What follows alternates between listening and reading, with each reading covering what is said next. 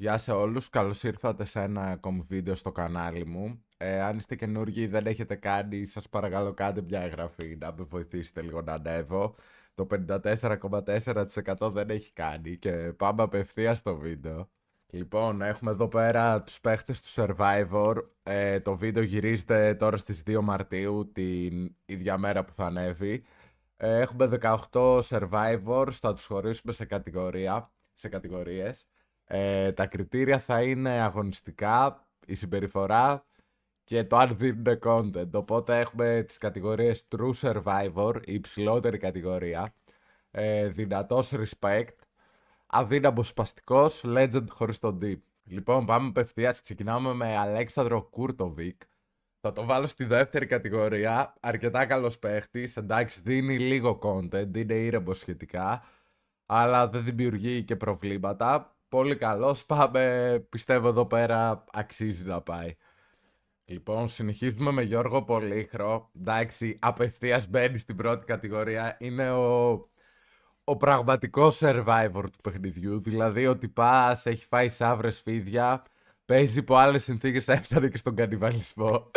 Αλλά είναι πολύ καλός παίχτης, ψαρεύει κιόλας, πολύ σημαντικό. Δεν δημιουργεί ποτέ προβλήματα και θυμάμαι συγκεκριμένα με τη Δεσίλα που είχε πει σε μια φάση είχε μια κακή μέρα στο νησί, κάτι έβρεχε και λέει όλοι μιζέριασαν. Οπότε ναι, γενικά μου αρέσει η νοοτροπία του. Είναι ο κλασικός χωριάτης που δεν σκέφτεται ρε φίλε, απλά πάει και το κάνει, δεν τον σταματάει τίποτα. Respect, είναι ο μεγαλύτερος survivor στο φετινό. Συνεχίζουμε τώρα με Δεσίλα, η οποία θα μπει στη δεύτερη κατηγορία. Καλή παίχτρια, αγωνιστικά, εντάξει, δημιουργεί κάποια προβλήματα, αλλά αυτό που με χαλάει εμένα προσωπικά είναι η γκρίνια της, δηλαδή και το content της πολλές φορές είναι γκρίνια. Πετάει κάποιες ατάκες, αλλά μέχρι εκεί θα μπει στη δεύτερη κατηγορία. Πάμε τώρα στη Μαντίσα Τσότα, η οποία για μένα είναι η αγαπημένη μου παίχτρια από την αρχή. Θα τη βάλω στην True Survivor. Γενικά είχε φάει αρκετό bullying στην αρχή όταν ήταν η πρώτη ομάδα. Μετά που ήρθαν οι προσθήκες έκανε το comeback. Και πιστεύω άμα δεν τραυματιστεί, ξέρω εγώ, εκεί στο πόδι της θα καταφέρει να πάει μέχρι το τέλος. Συνεχίζουμε με Αλέξανδρο Μπένζι. Εντάξει, απευθείας True Survivor. Μπήκε αγωνιστικά, είναι τρομερός. Στην καλύβα βλέπω καλοπερνάει, κάνει εκεί γυμναστικές, ραπ, ό,τι θες. Και μ' άρεσε πάρα πολύ οι πανηγυρισμοί του και το πώς μιλάει στους αντιπάλους. Ειδικά όταν νίκησε το Σταύρο, που ο Σταύρος κάνει, ξέρω εγώ, μια κίνηση με τα χέρια, την αντέγραψε και την έκανε πολύ καλύτερη. Ε, ναι, απευθείας True Survivor, respect και για τον Gio. Θα τους βάλουμε αυτούς έτσι, πρώτος, δεύτερος, τρίτη. Πάμε να συνεχίσουμε με Αριάδνη. Λοιπόν, απευθείας True Survivor. Καταρχάς, μόνο η ψυχολογική υποστήριξη που δίνει στην ομάδα της. Εγώ προσωπικά θα ήθελα να ξυπνάω στην ομάδα που έχει την Αριάδνη. Δηλαδή μπορεί να είναι λίγο cheat που είναι κουκλάρα, αλλά εμένα θα μου έδινε το boost. Οπότε θα πάει στο True Survivor. Πολύ καλή επίδοση από τα μπήκε. Δεν την έχω δει να γκρινιάζει. Πιστεύω έχει πολύ μεγάλο potential. Λοιπόν, επόμενος είναι ο Σταύρος. Θα το βάλω δυνατό respect γιατί είναι πολύ συμπαθητικός, δεν μπλέκει εκεί πέρα με τις κλίκες και τις ομάδες. Και το πιο σημαντικό για μένα είναι 21 ετών, δηλαδή είναι στην ηλικία μου. Οπότε είναι σαν να βλέπω κάποιον σαν εμένα περίπου να παίζει.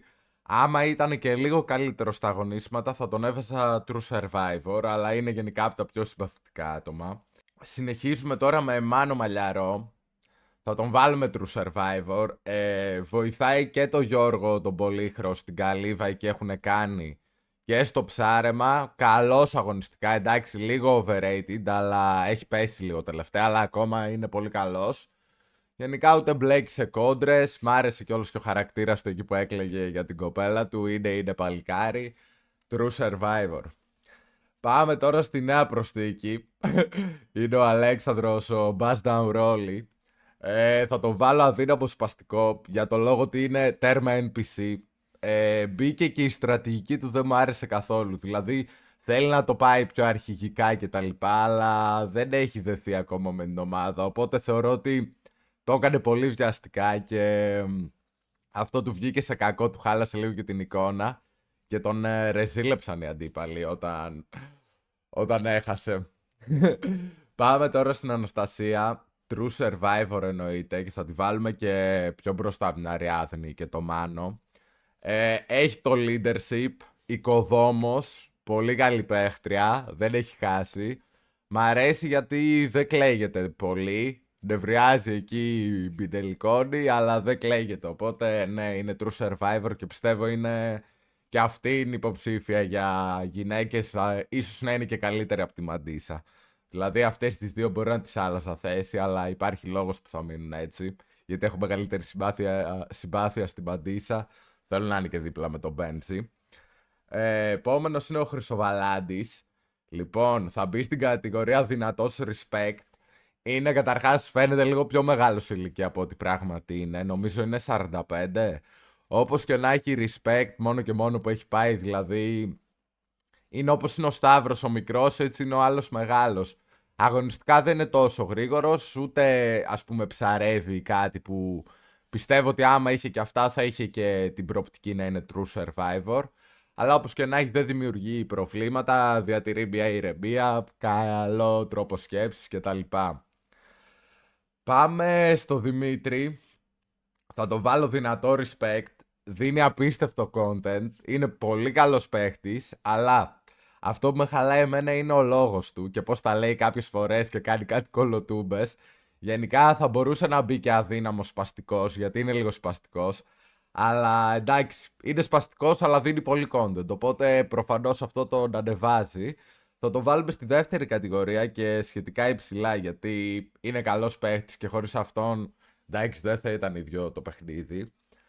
Πάμε τώρα για τον Αντώνη. Θα μπει και αυτός εδώ πέρα. Δεν έχει γίνει ακόμα true survivor. Ίσως άμα ψάρευε ή άμα έδινε λίγο παραπάνω content να πήγαινε true survivor κι αυτός, αλλά σίγουρα έχει την προπτική. Προς το παρόν είναι ήρεμος, δεν δημιουργεί προβλήματα. Καλός στα αγωνίσματα, δεν το έχει βρει ακόμα πιστεύω όσο μπορεί. Έχει κι άλλο εξέλιξη. Θα τον αφήσουμε εκεί πέρα προς το παρόν. Πιστεύω ίσως να είναι το ένα άτομο που να άξιζε και true survivor από αυτούς που θα έχουμε εδώ πέρα. Πάμε με τη Δήμητρα Λιάγκα. Λοιπόν, αδύναμη σπαστικιά. Εντάξει, είναι σκύλος ρε φίλε, δηλαδή έχει παλέψει full να μπει στο παιχνίδι, respect. Αλλά δεν μπορώ γιατί κάθε φορά που μιλάει νιώθω ότι κλαίγεται ρε φίλε. Δηλαδή θα μπορούσε να το πάει να είναι πολύ πιο cool στη φάση που βρίσκεται. Έχει προσπαθήσει, αλλά πιστεύω τώρα ήρθε η ώρα να φύγει. Γιατί ναι, δεν γίνεται άλλο η γκρίνια της.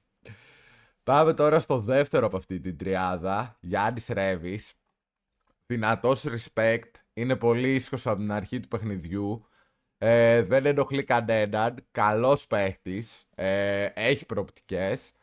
Μ' αρέσει το πως πολεμάει, έτσι είναι με τα underdogs. Θα τον βάλω δυνατό respect, αλλά σχετικά χαμηλά, γιατί πιστεύω ότι θα μπορούσε να πάει και με την άλλη ομάδα και να έχει μια διαφορετική εξέλιξη για αυτό το παιχνίδι. Συνεχίζουμε με Γιώργο Καραϊσαλίδη. Δυνατός respect. Είναι πολύ, πολύ καλό στα αγωνίσματα. Δεν δημιουργεί ποτέ πρόβλημα. Καλούτσικο content. Απλά είναι κάποιες φορές ίσως λίγο αδιάφορος.